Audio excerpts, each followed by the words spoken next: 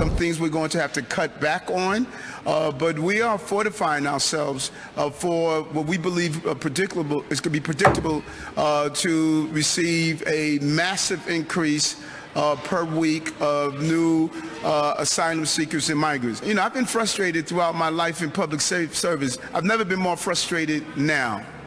This is a national problem. El Paso shouldn't be going through this.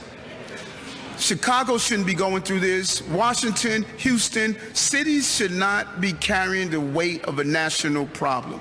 This is unfair to all of our cities to have to go through this without any help from the national government and the state government. Am I in a dream world? Here I am nodding my head in agreement with New York City Mayor Eric Adams. I don't know that that's ever happened to me before, but he's right.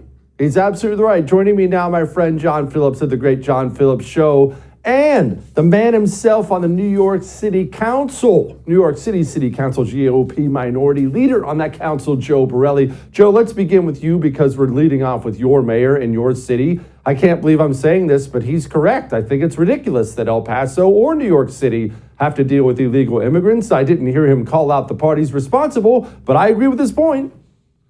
No, I think he does actually deserve a little bit of kudos for elevating this problem and being the sort of national Democratic spokesman for rational policy at the border. It's very easy for me to criticize him. I spend most of my day criticizing things the Adams administration does. But as you pointed out, he hits the nail on the head. Every dollar we have to spend, and by the way, our independent budget office, a nonpartisan budget office that we have, put the price tag at $1 billion.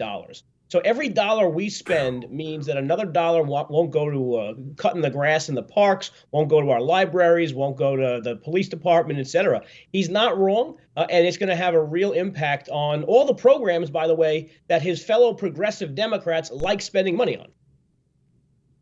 John, I can't believe I'm going to say this, but Gavin Newsom, well, here he is. The fact is, what we've got right now is not working, and it's about to break in a post-42 world unless we take some responsibility and ownership. And I'm saying that as a Democrat. I'm not saying that to point fingers. I'm saying that as a father.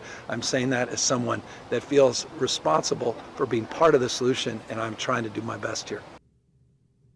John Phillips, you're a California man, as many people know. Okay, so that's Eric Adams sounding pretty good on immigration. And Gavin Newsom, are we in the upside down here? Well, what's the saying? Where you stand depends on where you sit. And when it was El Paso's problem, it was real easy to say, oh, yeah, go ahead, have fun with that, deal with it. But when it became New York City's problem, then all of a sudden it got Eric Adams' attention. If you're Gavin Newsom, you are a frenemy of Joe Biden. He says he's not going to run for president. We all know he's waiting for the right opportunity to jump in that race and run for president. And the border is Joe Biden's Achilles heel. Joe Biden cannot go down to the border right now because you cannot control what's going to happen around you. It reminds me of what happened with Sarah Palin that Thanksgiving when she was pardoning the turkey. And she's there issuing her proclamation, and what's going on over one of her shoulders? Turkeys are being put in the wood chipper. And it turned into a whole internet meme.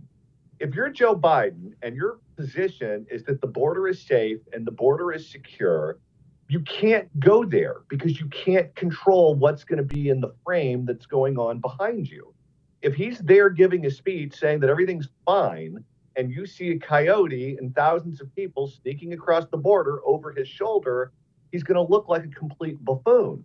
But if you are Gavin Newsom, you have nothing to lose. This is not your failure. This is the Biden administration's failure. If you're Eric Adams, criticizing the failure of the Biden administration doesn't reflect poorly on you. Cutting your city services reflects poorly on you. The border, that's Biden's problem. So right now, they're absolutely standing in line, waiting their turn to kick Joe Biden in the crotch. And I, for one, am enjoying every minute of it.